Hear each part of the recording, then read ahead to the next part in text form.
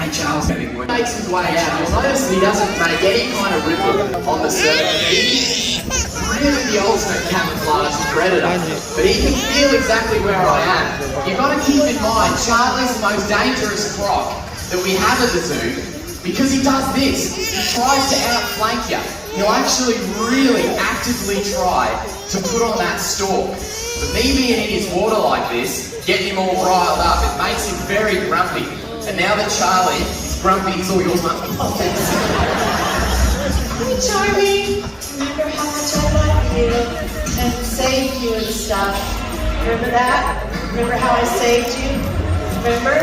That was me. I saved you. Remember? Okay, stop chasing me. Sit. Sit. Stop. Cranky. Good boy.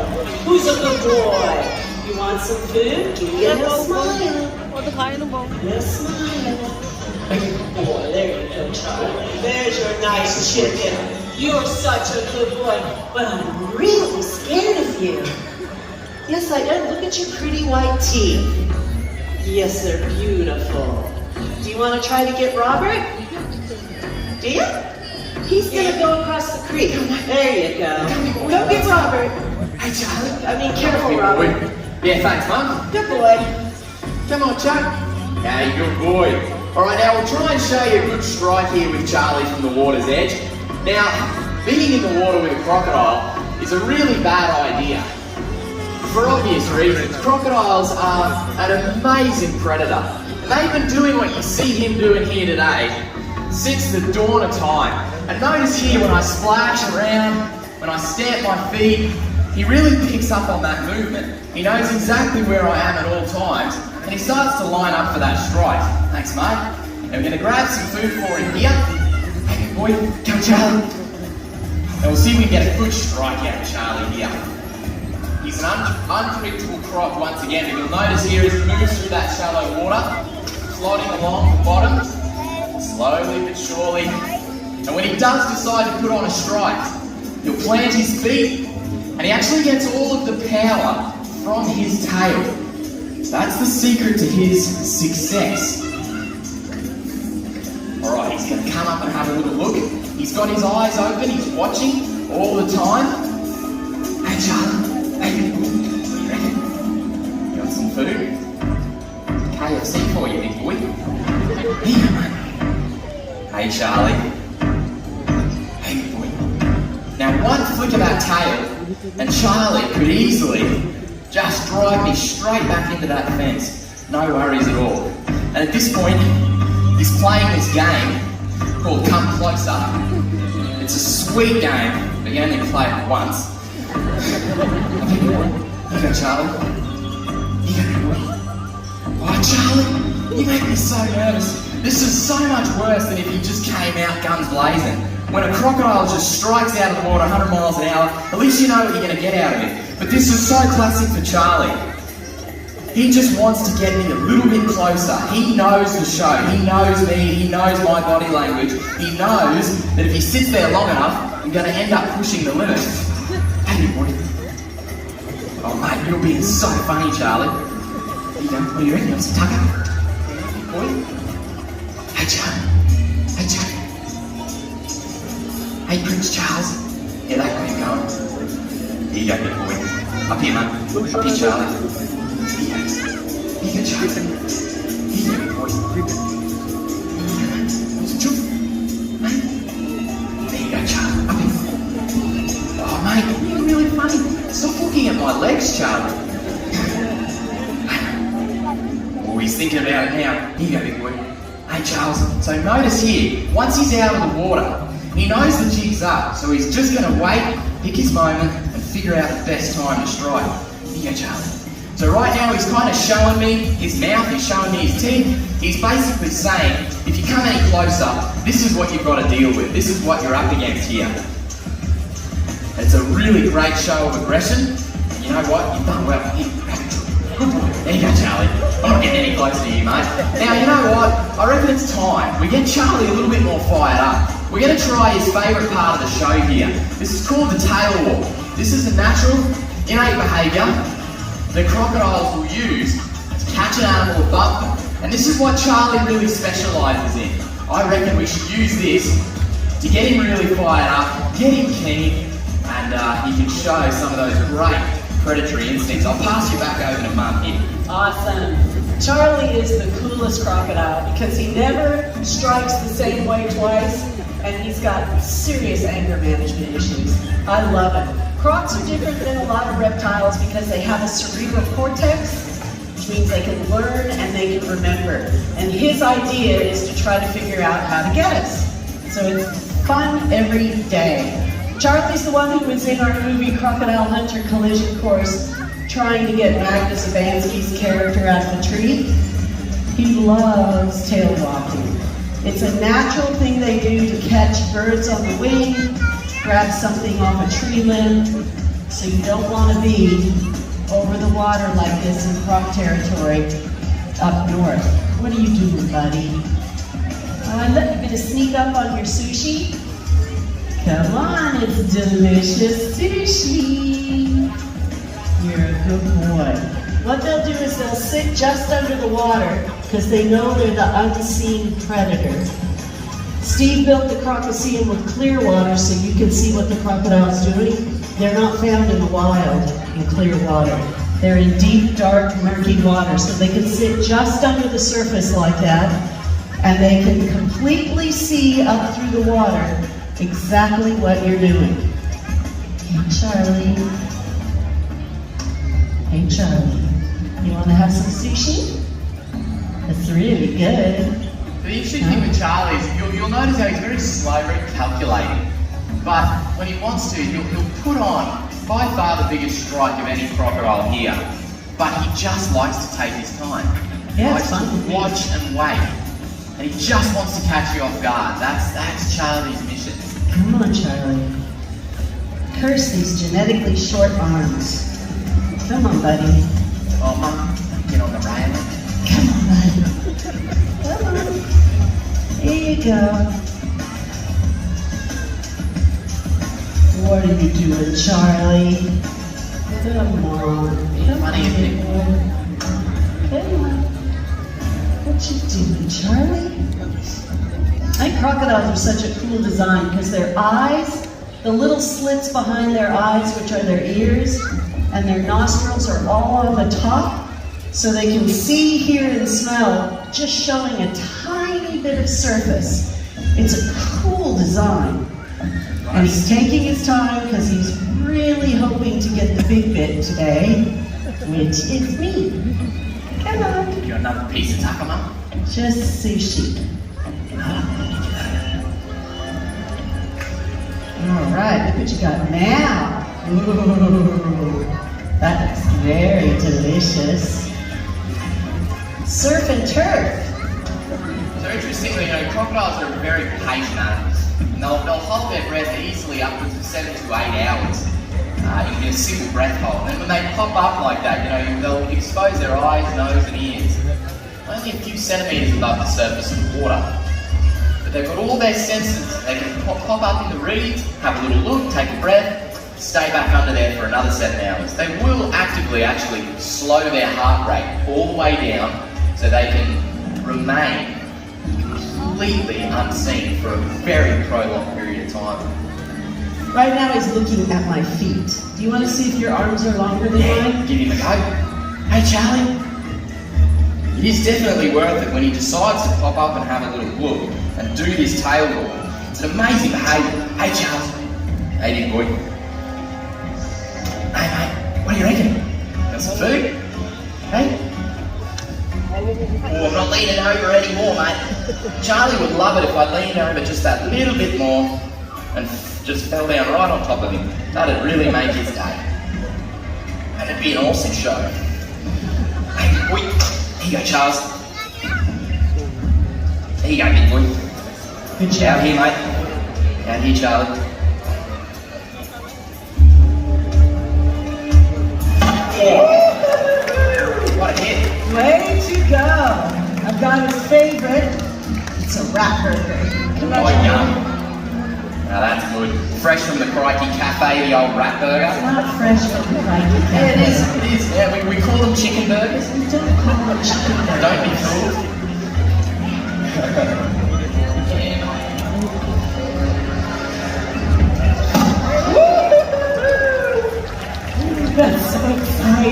I love that big bang. Well, it's just a theory, but it is a big bang. Yeah. All right, come on over here, Charlie. So we're gonna get Charlie out on land one last time for you guys, so you can see top speed of a crocodile once they're on land, out of the water. Now, he's put on a couple big strikes, and we'll see how we go. There are myths that crocodiles can run as fast as a horse. Everyone has a story about a croc chasing down their Land Cruiser. So hopefully we'll dispel those myths today. Come on, Charlie. There you go. Will you make me nervous? Good work, Charlie. Hey, Charlie. Give it up for Charlie, ain't you? Good on you, Chandler.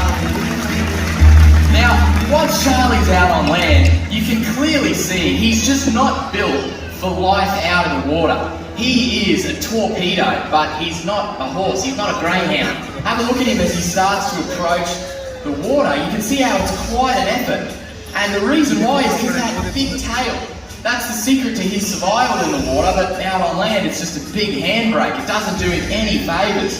So, the danger zone in crocodile territory is right here. Once again, it's in the water and at the water's edge, but if you're back where Chandler is, as long as you're 4 or 5 metres back, at least, from the water's edge, you'll never ever have a problem with a croc. It's only when I do this, it's only when I start to mess around in his water, then he turns, he starts to stalk, he starts to get keen, he's going to use all those predatory instincts to get me out of his water. It's purely just evolution. We can't blame the crocodile for being a big, powerful predator. That's the niche that they fill. They're right at the top of the food chain, and they're very, very important. A keystone species by every definition of the word.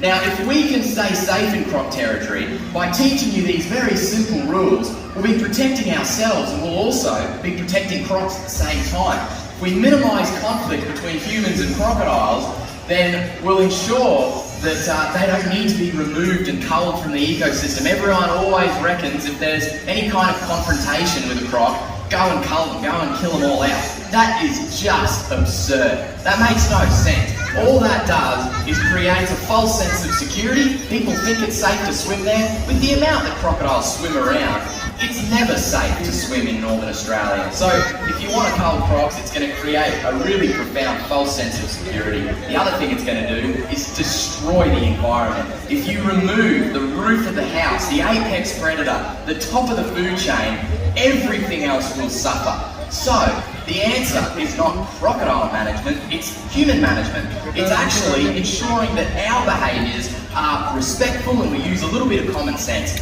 Crocodiles, they were here first. They've been here for a very, very long time, and we need to respect their place in the environment. And honestly, coexisting with a crocodile could not be more simple. Just don't do, once again, what I'm doing. Don't do this. That's all you got to think about. Now, you know what? Charlie's done a great job, but I reckon it's about time that we give Charlie a bit of a reward, something really big to get him really fired up. And this is definitely one of his favourite things in the world. All right, Chandler, let's give it a go. Okay, let's get him a really nice big food item. We've got a big chunk of feral pig meat, and let's see what Charlie's going to do. What crocodiles do is they instinctively stalk their prey under the water, again, where they're invisible. They can sense vibration 4 times greater in the water than they can on land. They have little sensors in all are, even with all of us moving in here. Once he hones in on what he's going to grab, that's when he strikes. He grabs the food item and immediately and instinctively, after he misses it, he grabs the food item and he misses it again. And he grabs the food item, but he's actually got the rope. There is a script, Charlie. This is the part where you grab the food item. That's the rope. Okay, you got the food item? Are we back on script? Who's a good boy? Good job. All right. He's got those great head shakes. He tries to submerge. Death roll, you little ripper. Little death roll to get an animal off its feet, roll it around, and drown it very quickly. So Chandler's got this rope on the food item so he can simulate a struggling pig. Charlie's like, I have actually caught a pig here. I am so going to kill this. piece of meat. I've got it. I am dominating. I am king of the river. Well, you're king now anyway, so that's pretty cool. So he's doing those death rolls and those head shakes to dislodge the animal and then drown it. He's also got 64 very long, sharp, death roll again, 2 death rolls. Yeah, good job, Chandler. He's also got 64 very sharp teeth to sink deep into the flesh. Those teeth are not designed for chewing, they're just designed for securing the prey. He's got 3,000 pounds per square inch jaw pressure, so anything he bites down on is not going to get away. 3,000 pounds per square inch compares to a Rottweiler at about 1. So he is the most powerful predator on Earth. Way to go! Woo-hoo-hoo-hoo! You win, Charlie! Good job, babe! Good job! You are awesome! Are you going to swallow that? Oh, there's a lot of crunchy. That makes my legs hurt. Was that delicious? Good job. You are such a beautiful boy. It is interesting that I can be this close to the water and Charlie's not trying to attack me. It's because I'm talking and he's listening to my voice. So as long as I keep talking, I'm safe because Charlie's a male crocodile. So he can only do the one thing at a time. I'll be quiet so you can think.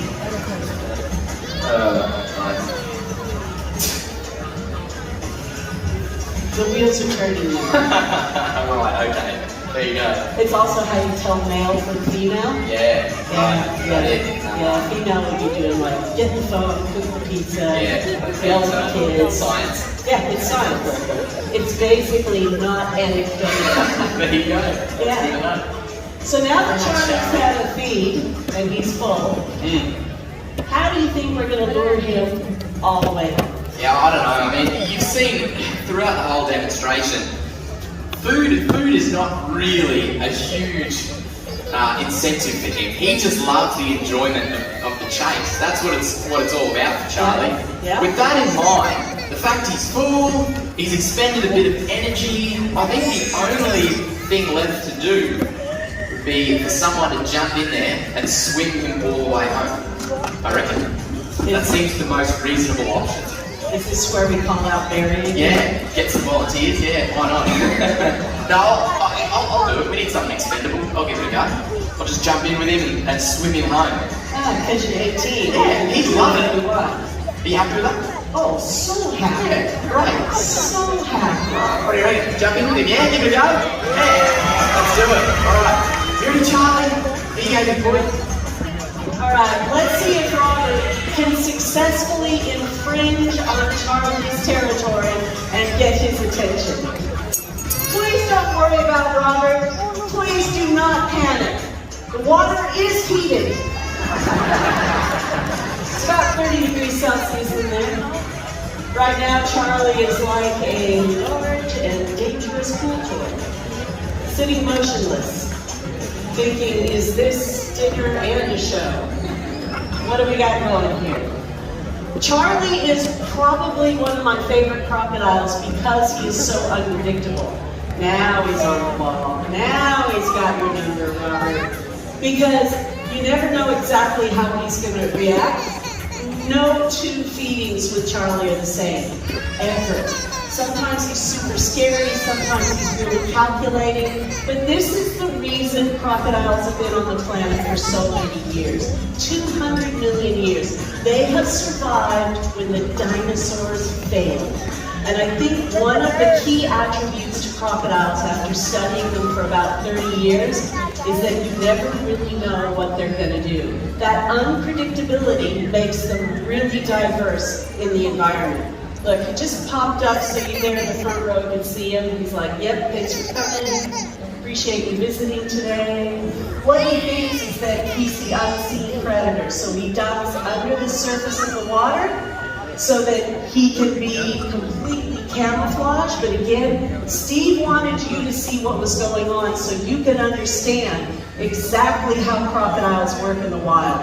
If you were standing on the bank fishing, you'd never know there was a 13-foot crocodile right in front of you. You'd have no idea. So as Charlie heads into that canal system, I'd like you to appreciate you just experienced what you can see nowhere else on planet Earth.